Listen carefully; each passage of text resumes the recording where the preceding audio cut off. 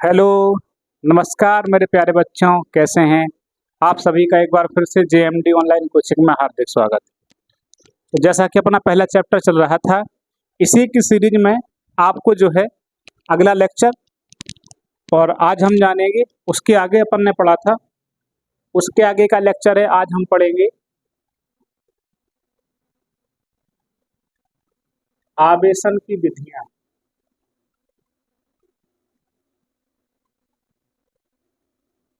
आवेशन की विधियां, method of charging. यानी हम क्या पढ़ेंगे? मेथड ऑफ चार्जिंग, या इसी का एक नाम और है आवेश का स्थानांतरण, ट्रांसफर ऑफ चार्ज।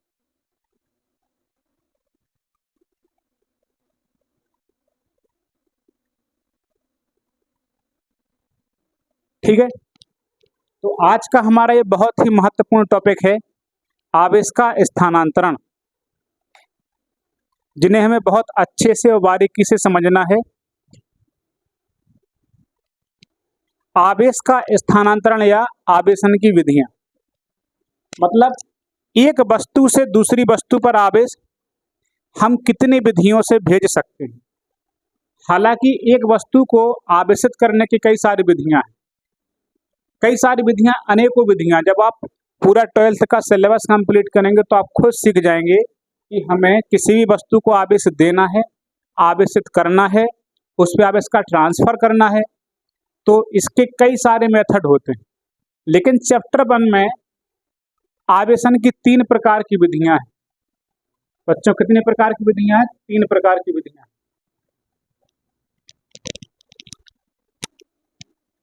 चैप्टर 1 में आवेशन की 3 विधियां हैं। बच्चों, कितनी विधियां हैं?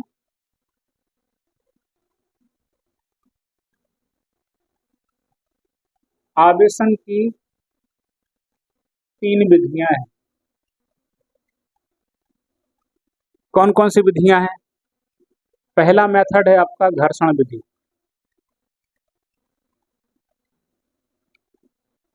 घर्षण विधि, इसको बोलते हैं फ्रिक्शन मेथड। Friction method. दूसरी विधि होती है बच्चों चालन विधि। इसको हम बोलते हैं कंडक्शन मेथड। कंडक्शन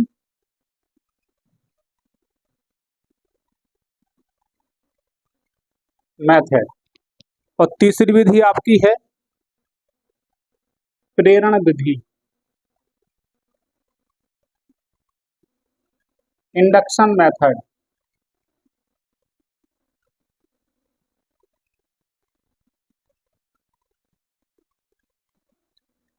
देखिए प्यारे बच्चों, पहले अध्याय में जो है आपको आवेशन की 3 प्रकार की विधियां बताई गई हैं। ट्रांसफर ऑफ चार्ज 3 प्रकार से कर सकते हो आप, और भी कई इफेक्ट से आप निकाल सकते हो। जैसे मैं आपको बता रहा हूं कि आप लोग जो है वैद्युत क्षेत्र द्वारा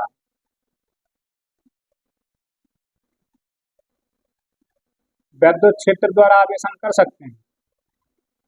मतलब वैद्युत क्षेत्र लगाकर आप किसी वस्तु को आवेशित कर सकते हो। आप लोग जो है चुंबकीय क्षेत्र के द्वारा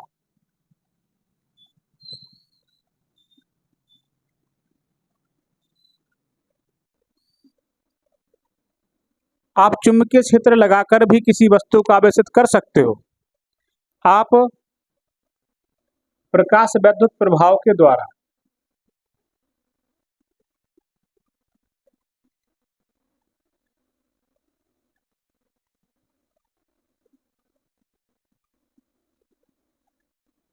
और भी कई सारे मेथड हैं। आप ऊर्जा के द्वारा, ऊष्मा के द्वारा, ताप देकर आप कई विधियों से मतलब 6 लिखनी, आप ऐसी सैकड़ों विधि बना सकते हो जिससे आप एक वस्तु से आवेश दूसरी वस्तु पर भेज सकते हो या किसी अन्य वस्तु को आप आवेशित कर सकते हो। सैकड़ों विधियां हैं बच्चों। लेकिन हमारे सिलेबस में जो है आपको 3 प्रकार की मेथड पढ़नी है। और थोड़ा खुश हो जाइए, अब 3 नहीं, अब सिर्फ 2 प्रकार की मेथड पढ़नी है, आपको तीसरी विधि में नहीं पढ़नी। एनसीईआरटी ने इसको हटा दिया गया। एनसीईआरटी और नेशनल एजुकेशन पॉलिसी 2020, इसके तहत आपके इसको जो है बेटा, इसको हटा दिया गया। प्रेरण विधि को आपको नहीं पढ़ना है। ठीक, अब खुश हो जाइए, हमें सिर्फ 2 विधियां पढ़नी है, घर्षण विधि और चालन विधि। ठीक है, आवेशित करने की कई विधियां हैं, लेकिन अब आपको कौन सी विधि पढ़नी है? घर्षण विधि और चालन विधि। प्रेरण विधि को भी एनसीईआरटी और नेशनल एजुकेशन पॉलिसी 2020 के अंतर्गत इसको हटा दिया गया। तो चलिए बिना देर करे आइए पढ़ते हैं घर्षण विधि क्या है, फिर उसके बाद पढ़ते हैं चालन विधि क्या है। ठीक है बच्चों, ठीक। अरे इसको मिटाने का प्रबंध किया है, चलिए इसको मिटाते हैं। ठीक है प्यारे बच्चों, मैं इसको मिटाता हूँ।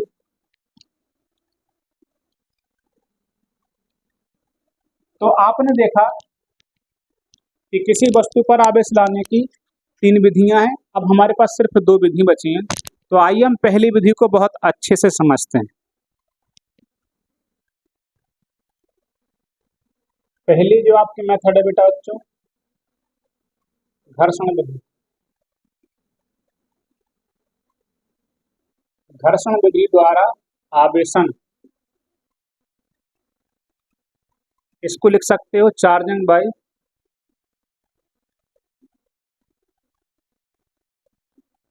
फ्रिक्शन।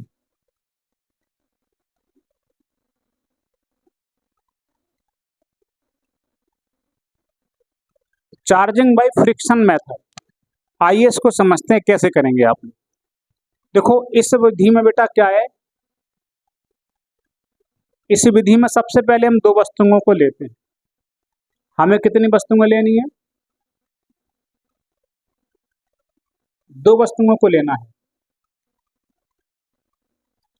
ये जो वस्तुएं हम लेंगे, 2 वस्तुएं लेते हैं, लेकिन आपको कोशिश करना है कि वो अलग अलग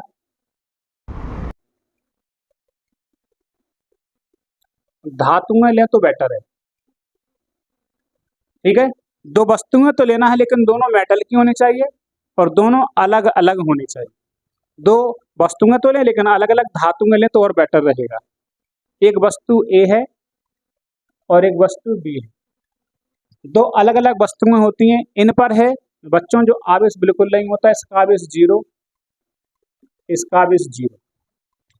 इस विधि में हम 2 वस्तुएं लेते हैं, कोशिश करते हैं कि 2 अलग अलग धातुएं ले लें और उन पर पहले से कोई आवेश नहीं होता है। अब करना क्या है, आप लोगों को बच्चों ने चिपका कर आपस में रगड़ना है। ऐसे 2 वस्तुएं लेंगे, चिपका के उनको आपस में रगड़ देंगे। ठीक है, देखिए इनको रगड़ना है। आपको क्या करना है, ये लिया आपने, ये लिया आपने, आपने ऐसे इनको करके क्या किया, रगड़ा। रगड़ने पर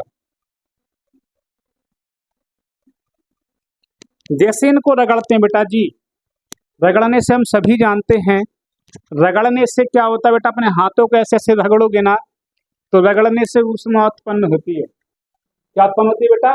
ऊष्मा। रगड़ने से ऊष्मा उत्पन्न होती है। अब ये ऊष्मा, ऐसे मान लीजिए मैं अपने हाथों को रगड़ता हूँ तो यहाँ से जो गर्मी उत्पन्न हुई बेटा, आप देख सकते हो कि ऐसे ऐसे रगड़ने से गर्मी उत्पन्न होगी। अब यहाँ जो मेरी त्वचा की जो बाहरी जो ढांचा है, मतलब बाहरी परत है, इसमें भी परमाणु होंगे, इसमें भी परमाणु होंगे। तो यह ऊष्मा किन को मिल गई होगी? इन परमाणुओं के अंदर जो इलेक्ट्रॉन बैठे हैं उनको मिल गई होगी। आप समझ सकते हो, मतलब ये वाला हिस्सा जो रगड़ने से गर्म होगा, इस ऊष्मा की जो ऊष्मा जो निकलेगी, वो ऊष्मा से बाहरी परत के जो परमाणु होंगे उस परमाणु में रखे हुए, मतलब जो स्थित इलेक्ट्रॉन होंगे जो घूम रहे होंगे, उनको ये ऊर्जा मिल जाती है।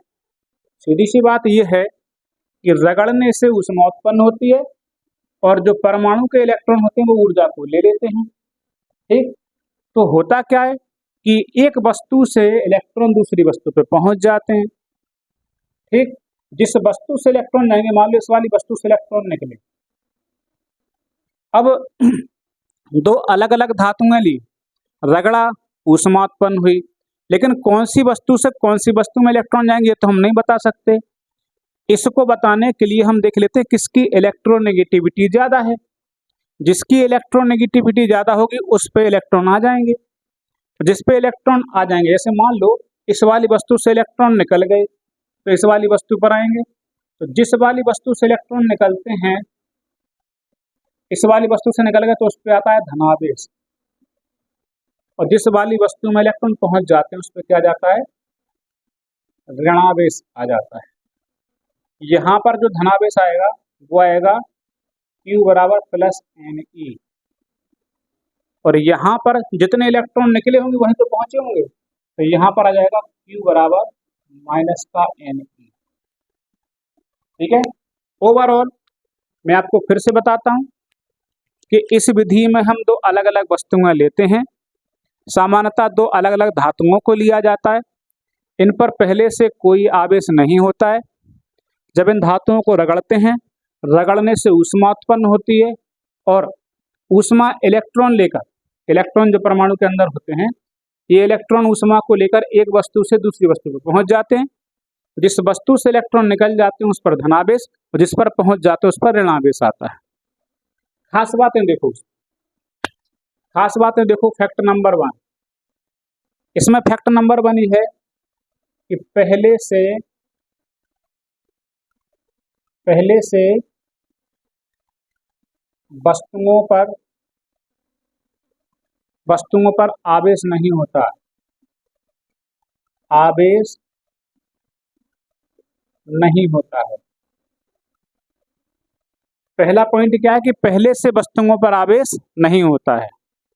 फैक्ट नंबर 2 समझिए, इनमें वस्तुओं को रगड़ा जाता है, रगड़ा जाता है वस्तुओं को। फैक्ट नंबर 3, दोनों वस्तुएं आवेशित होती हैं।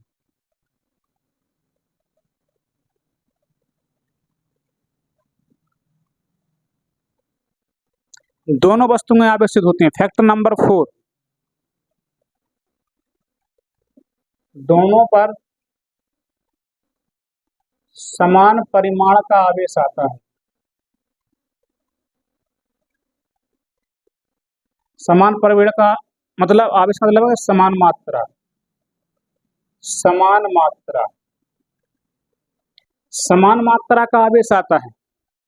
फैक्ट नंबर अगला, आवेश की प्रकृति विपरीत होती है। जो प्रकृति होती है एक दूसरे के विपरीत।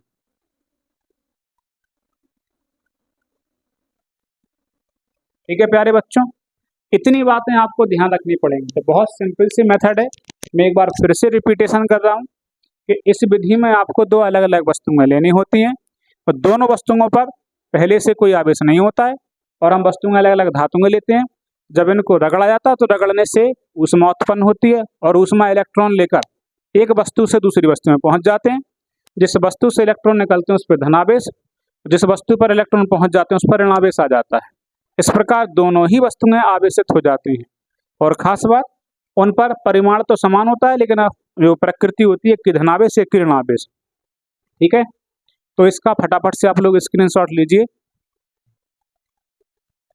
चलिए अब काम करते हैं। ये मेथड तो हम समझ चुके हैं, आइए हम दूसरी विधि समझते हैं।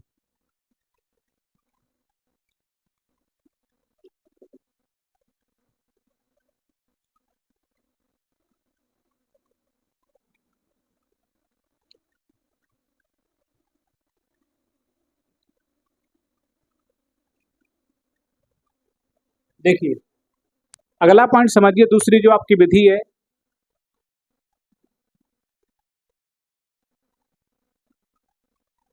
चालन विधि द्वारा आवेशन, चार्जिंग बाय कंडक्शन मेथड।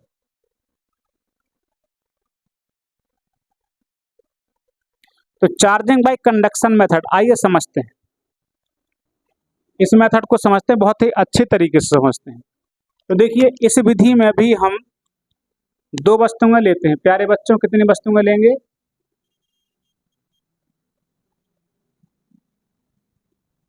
इस विधि में भी हम दो वस्तुएं लेते हैं, ए और बी।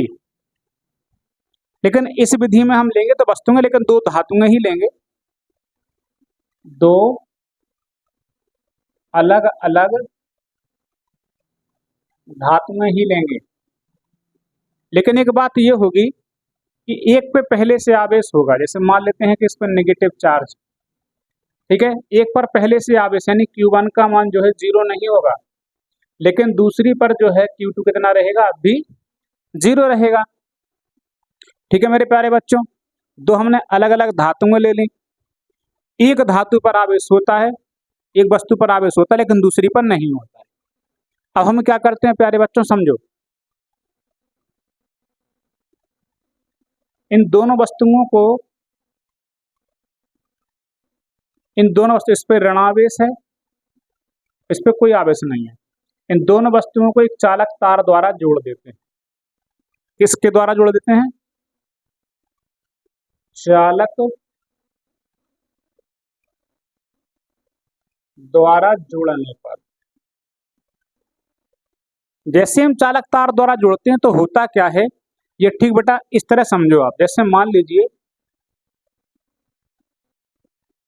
इस संरचना को देखिए आप,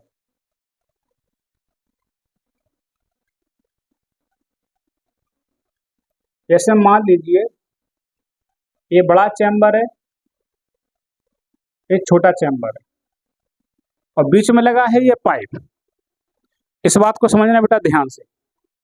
इस वाले चैम्बर में पानी भरा हुआ है, ये वाला चैम्बर खाली है। जैसे मैं इस बीच वाले पाइप को हटाता हूं तो होगा क्या बेटा, इस वाले चैम्बर का पानी इस वाले चैम्बर में जाने लगेगा। कब तक जाएगा? तब तक पानी जाएगा जब तक कि दोनों के बेटा लेवल बराबर ना हो जाए।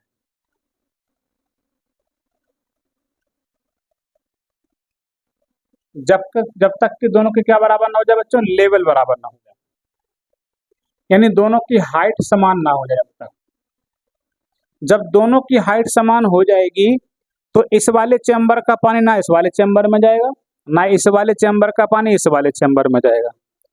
हाँ, अंतर देखिए, इस वाले चैम्बर में जितना पानी है इसमें ज्यादा है क्योंकि इसका क्षेत्रफल ज्यादा है। हालांकि इसका पानी कम, इसका क्षेत्रफल कम है, लेकिन दोनों की लेवलिंग बराबर हो गई है, दोनों की ऊंचाई बराबर हो गई, इसलिए अब एक वस्तु का पानी दूसरी वाली वस्तु में नहीं जाएगा। यहाँ पे जो पानी का काम है वो बच्चों है आवेश। पानी को हम क्या मानेंगे? आवेश। और यहाँ पे हाइट को हम मानेंगे विभव के बराबर। विभव देखो पहले वाले केस में देखिए क्या था, जब मैंने इसका पहले डायग्राम बनाया था आपको प्यारे बच्चों, देखिए ऐसे बनाया था मैंने।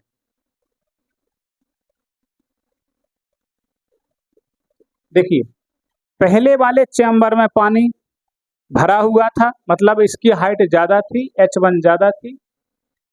दूसरे वाले में पानी था ही नहीं, तो दूसरे वाले में तो हाइट थी ही नहीं, मतलब पहले वाली वस्तु का विभव ज्यादा था। भाई हाइट का काम कौन कर रहा? विभव। तो पहली वाली वस्तु का विभव ज्यादा था, दूसरी पर तो विभव था ही नहीं, मतलब पानी था ही नहीं, हाइट था ही नहीं। जैसे अपन ने पाइप को खोला तो ये वाला हिस्सा जो मानते थे अपन उच्च विभव मानते हैं, और ये वाला निम्न विभव। जैसे ही हम क्या करते हैं, इस पाइप को खोल देते हैं तो हमारा पानी जो है ज्यादा हाइट से कम हाइट की ओर जाने लगता है। और कब तक जाता रहता है? जब तक कि दोनों की हाइट बराबर ना हो जाए। हाइट मतलब विभव, दोनों के विभव समान हो जाएंगे तो फिर पानी एक वाले चैम्बर से दूसरे वाले चैम्बर में नहीं जाएगा। बिल्कुल ठीक काम यही होता है कि आप देखिए मेरे प्यारे बच्चों, इस पे आवेश 0 था, इस पे था नेगेटिव चार्ज। नेगेटिव चार्ज इसलिए था क्योंकि यहाँ पे इलेक्ट्रॉन अधिक थे, इलेक्ट्रॉनों की कैसी थी बेटा? वृद्धि थी। इसकी अपेक्षा इलेक्ट्रॉन की वृद्धि थी तो इसका विभव ज्यादा था और इसका विभव कम था। जैसे इसका विभव ज्यादा है, इसका विभव कम है, तो जैसे ही हमने इसका पाइप हटाया और यहाँ पे हमने तार द्वारा जोड़ा तो जो इलेक्ट्रॉन है वो उच्च विभव वाली वस्तु से निम्न विभव वाली वस्तु की ओर चलने लगी। जैसे यहाँ पर पानी ज़्यादा हाइट से कम हाइट की ओर चलने लगा, बिल्कुल ठीक इसमें भी इलेक्ट्रॉन जो है उच्च विभव वाली वस्तु से, इसका विभव कैसा है, उच्च है, उच्च विभव, इसका कैसा है, निम्न विभव। तो उच्च विभव वाली वस्तु से निम्न विभव वाली वस्तु की ओर इलेक्ट्रॉन चलने लगते हैं, और इलेक्ट्रॉन जब इसमें आएंगे तो पक्की बात है इस पर कैसा आवेश आएगा, नेगेटिव चार्ज आएगा। और कब तक जाता रहेगा, जब तक कि दोनों की हाइट बराबर यानी कि विभव बराबर ना हो जाए। ठीक है, जब समान विभव हो जाए, समान विभव होने पर, जब विभव समान हो तो तार हटा लेते हैं,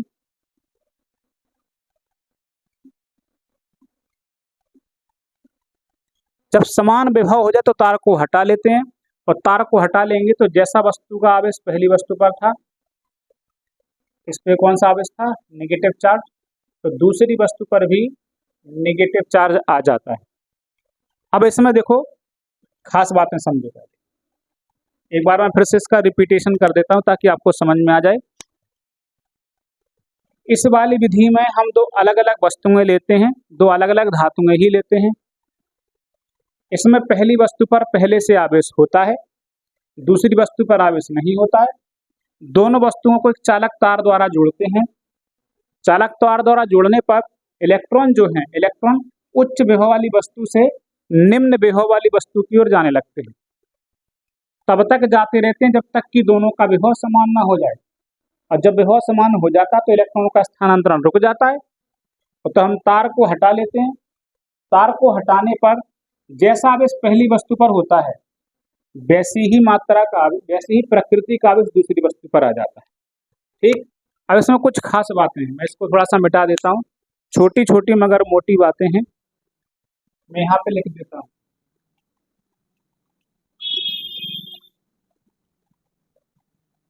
छोटी छोटी मगर मोटी बातें। देखिए फैक्ट नंबर 1,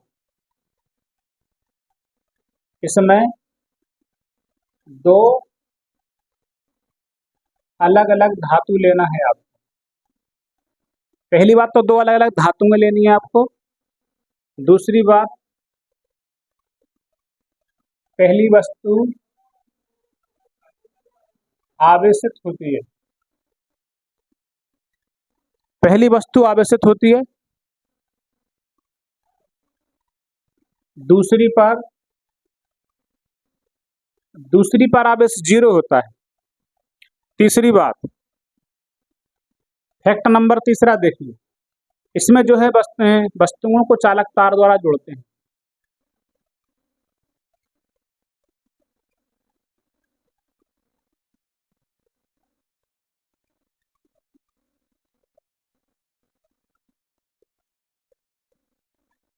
फैक्ट नंबर 3 ये है कि वस्तुओं को चालक तार द्वारा जोड़ा जाता है। अब फैक्ट नंबर 4 समझिए। फैक्ट नंबर 4 है दोनों वस्तुएं आवेशित, मतलब पहली तो आवेशित होती ही है और दूसरी वस्तु आवेशित होती है, मतलब दूसरी वस्तु पर पहले के समान प्रकृति का आवेश आता है।